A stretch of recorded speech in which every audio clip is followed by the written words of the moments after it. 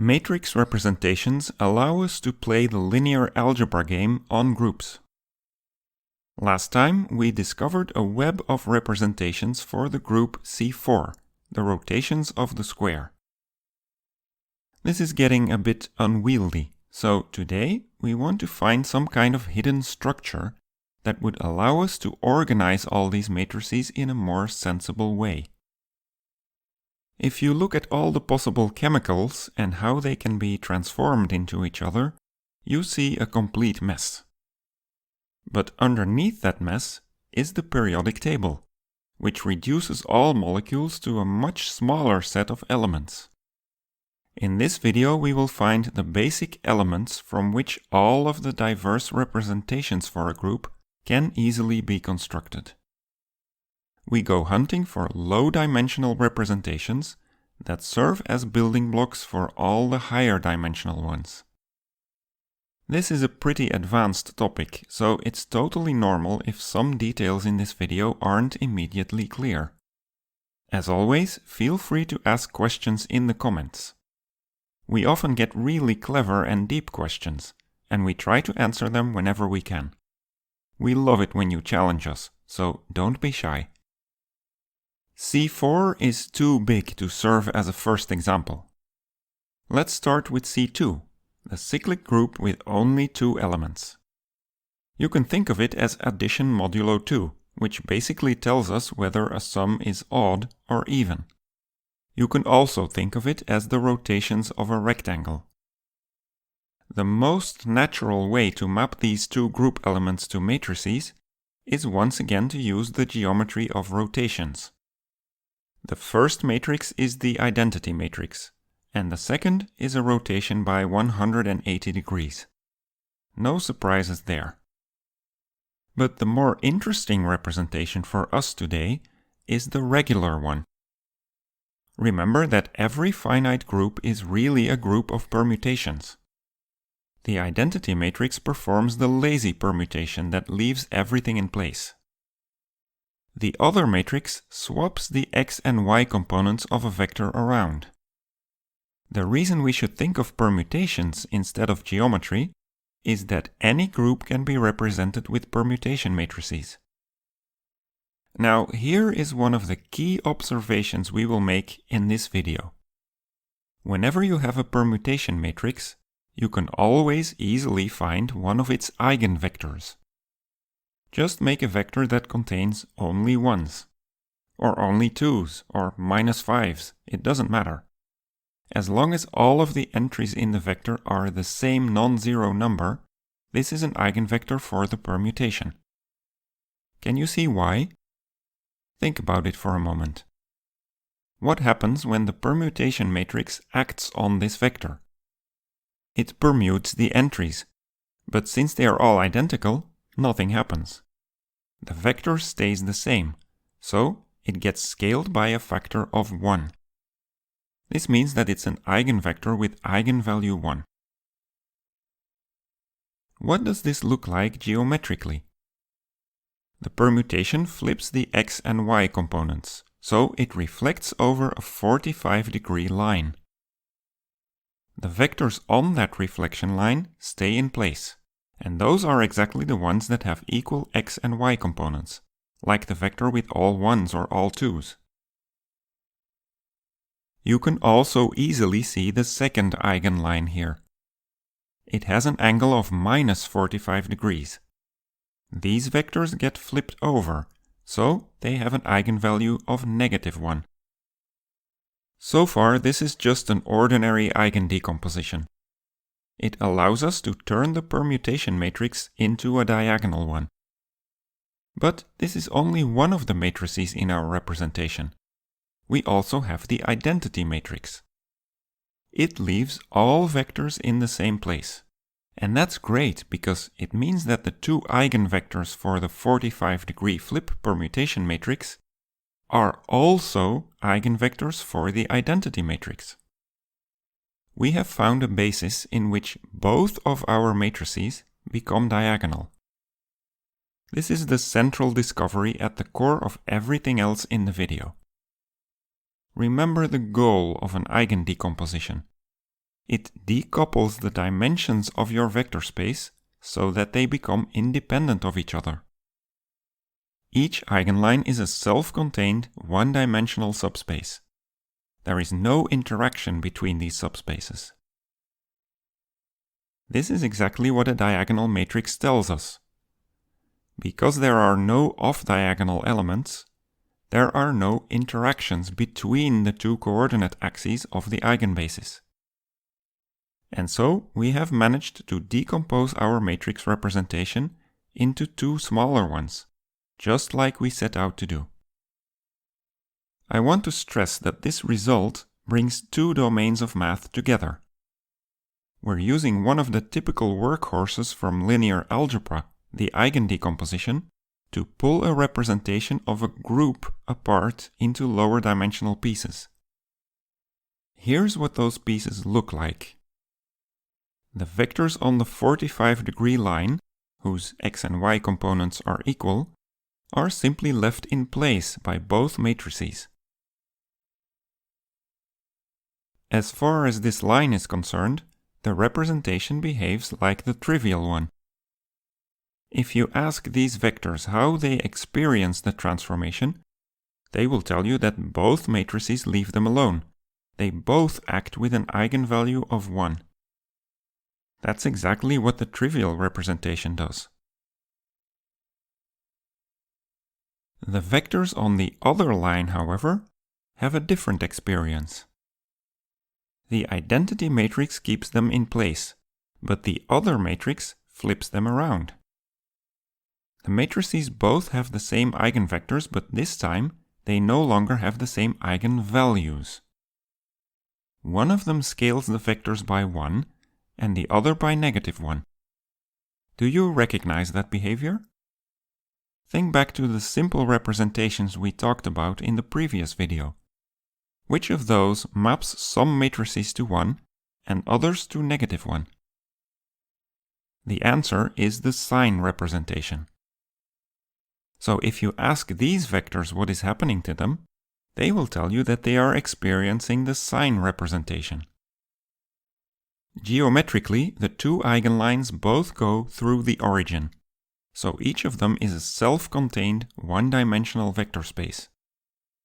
Our subrepresentations operate on each line individually, so we can decompose the entire 2D plane into what is called the direct sum of the two lines. We did it! Our representation falls apart into a combination, a direct sum, of two smaller one-dimensional sub-representations, the trivial one and the sign representation. In the web of representations, we can link them together. And we can now actually forget about our 2x2 representation, because we can always recreate it from the two smaller ones if we want. A number is prime when you cannot divide it by anything, except of course by 1 and by the number itself. Technically those are always divisors, but they're not very interesting, so they don't count. Any integer can then be decomposed in a unique way into primes. We now define an irreducible representation as having no subrepresentations, except of course for the representation itself and the unique zero-dimensional representation. Technically, those are always subrepresentations, but they're not very interesting, so they don't count. Any representation can now be decomposed, in a unique way, into irreducible ones. To recreate a number, you multiply its prime factors. To recreate a representation, you take the direct sum of its subrepresentations. What is a direct sum? It's very simple. What it boils down to is that you pick a basis for each of the smaller vector spaces, and then you throw all of those basis vectors together to obtain a larger basis for the entire space. So the direct sum of two lines is a plane. You just add up the dimensions because you throw together the basis vectors. 1 + 1 is 2. In our example, we have two eigenlines, and we pick a vector on each line. This is the eigenbasis. Together, these two vectors span the entire original plane. The original 2x2 matrices were acting on the complete plane, but now we have 1x1 matrices that act only on the lines. Now, if you're a skeptic, you might say, well, this decomposition strategy is easy for a small group with only two elements. But will it always work for larger groups as well? I mean, it seems very unlikely that you could find a single basis that turns all of the matrices diagonal, especially if those matrices are huge. C2 was probably just a lucky coincidence. Okay, let's look at a bigger example then, like C4, the cyclic group with 4 elements, the rotations of the square, addition modulo 4. We always start from the regular representation. Since these are permutation matrices, we can easily find one of their eigenvectors. Just like before, we will fill a vector with all ones. Each permutation shuffles the ones around, but that doesn't have any net effect. This means that our vector is an eigenvector for all 4 matrices, with an eigenvalue of 1 each time. If you ask this vector about the effect of the representation, it would tell you that the matrices don't do anything. They all behave the same as a small identity matrix, a multiplication by the eigenvalue 1. That gives us the trivial representation. It's always the easiest one to find. So, we already have an eigenline that works for all matrices at the same time. This eigenline allows us to transform all 4 matrices into this shape. A lonely number 1 on the diagonal, representing the 1D eigenline, and then a 3x3 block that we haven't been able to diagonalize yet. At this point, it isn't really clear how we're going to decouple those remaining 3 dimensions. I mean, it's difficult enough to diagonalize a single matrix by itself. It seems totally absurd that we could find a single basis that diagonalizes all of them. Well, let's see. If we had a one-dimensional sub-representation, what would it have to look like? It would be a set of 4 1x1 matrices, each containing only a single number. We have no idea what those numbers will turn out to be, but we can place a few important restrictions on them. That's because the mapping is a morphism, a very well-behaved bridge from group theory to linear algebra. So we can gratefully use all of the relationships between the group elements on the left and turn those into necessary relationships between the matrices on the right. This will be our basic strategy. We use the rules of group theory to put heavy constraints on the matrices on the other side of the bridge. One important and very useful relation on the left is that we have a generator. It's the 90-degree rotation, and when you apply it 4 times, you end up at the neutral element, the 0-degree rotation. When you transport this over to the matrix world, what does it say about the numbers in our 1x1 matrices? You should really pause to think about this yourself. The answer is that when we raise this number, the one inside the generator matrix, to the 4th power, we have to get the neutral element, the number 1. Now that is a huge restriction on the generator number. It must be a 4th root of unity. There are only 4 of those to choose from. 1 itself, -1, I, and -I. And each of these choices gives us a different and unique one-dimensional subrepresentation. Remember that the generator determines the entire representation. Once we decide where to map the generator, we no longer have a choice for the other elements. They have to be the powers of the generator matrix. Mapping the generator to the number 1 gives us the trivial representation that we already had. all of its powers are equal to 1. The number -1 gives us the sign representation, because the powers of -1 oscillate between 1 and -1. The other two give us two brand new one-dimensional representations that we hadn't actually discovered before. So, by simply making an informed choice for the generator of the group, we automatically get all the other 1x1 matrices for free. And we discover a total of 4 one-dimensional representations. The only catch is that we have to allow complex numbers in our matrices. So, for the rest of this video, and the next ones in the series, the elements in our matrices will have to be complex.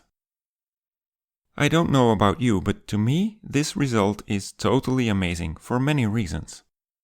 First, just think of how unlikely it seemed that we could ever hope to diagonalize 4 large matrices in the same basis.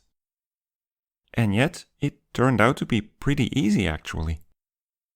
The rules of the group translate perfectly to rules for the matrices, and this restricts the contents of those matrices so precisely that there are only 4 solutions. Second, I love that our old friends, the complex roots of unity, decided to pay us a visit here. When we first met them in our videos about complex numbers, they seemed like a footnote. And now they suddenly play a central role in the decoupling of matrix groups. Actually, it gets even better. Because of their central role here, the roots of unity will also end up appearing in number theory, especially in Dirichlet series, including the famous Riemann zeta function. It's too soon to show the details here, but I am definitely making videos about that in the not too distant future. You know what to do if you want to be notified when they are published. Okay, the next question is, do we now have all of the irreducible representations? How can we be sure that there aren't any others? In general, the answer to this question involves character theory, a topic that we will explore in upcoming videos, which are already available on Patreon. For our specific example, it's clear that we only have 4 different roots of unity, so we can never have more than these 4 one-dimensional irreps. Every other representation in our web can now be constructed merely from these 4. As a concrete example, look at the geometric representation, the one with the 2x2 rotation matrices. This is the most natural one because it has a clear geometric interpretation. If you calculate the eigenvalues of R90, the generator 90-degree rotation matrix, you will get a polynomial equation with 2 imaginary solutions, I and -I. It makes total sense that these are the eigenvalues, because a multiplication with I or -I causes a 90-degree rotation, right? So when you diagonalize R90, it looks like this. In exactly the same basis, the other 3 matrices also become diagonal. And now we are in a position to appreciate that this is actually the direct sum of these 2 irreducible representations we just discovered. They were hiding inside the rotation matrices all along. Everything we said about C4 is also true for all other cyclic groups. There's always a single generator, and its nth power must always be the neutral element. That's a very strong condition that we can translate into the matrix world. We need a generator matrix whose nth power is the identity matrix. Luckily, there are always exactly n complex roots of unity. If you put each of those by itself into a 1x1 matrix, you get the n possible generator matrices. The n powers of each generator matrix produce a complete one-dimensional representation. The resulting representations are all different from each other, and they are all irreducible because they are one-dimensional. They cannot contain any lower dimensional pieces. And we can prove using character theory that this set of n irreducibles is enough to construct all other representations for the cyclic group. This is why I decided to use C4 as a running example. As a cyclic group, it has a very simple and easy to understand decomposition into one-dimensional, irreducible representations. With some effort, it is possible to prove that this conclusion even holds for all abelian groups in general, not only for cyclic ones. Intuitively, this is because abelian groups can be constructed from smaller cycles, and you can apply the same ideas to those cycles. As a result, any abelian group can be broken down into one-dimensional parts. For non-abelian groups, the story is much more complicated, as we will see later. There's one more thing I need to mention about the regular representation. It consists of permutation matrices, so the vector filled with all ones will be an eigenvector for all these matrices. This means that the regular representation can never be irreducible. You can always break at least a smaller one-dimensional piece from it. But what is truly amazing is that for any group, the regular representation contains all of the irreducible ones. We saw this for C2 and C4, but it's true for all groups, including non-abelian ones. Just like the periodic table of chemical elements, you can use the regular representation as a kind of catalog that gives you all of the elements, the fundamental parts of any group representation. Now, you may think that this makes representation theory extremely simple, because the regular representation is so easy to create. Yeah, you wish. The trick is to decompose the regular representation into smaller parts. We have to diagonalize it somehow. Finding the common eigenvectors between a large set of large matrices is still quite a challenge. It's easy for cyclic groups, but not for all groups in general, and especially not for non-abelian ones. In the next video, we will look at more techniques that we can use to solve this thorny problem, and we will see how the regular representation works as a catalog for the chemical elements of representation theory. You can already watch that on Patreon, where you always get access to videos many months before they appear on YouTube. It would also mean a lot to us if you could subscribe and click the like button below.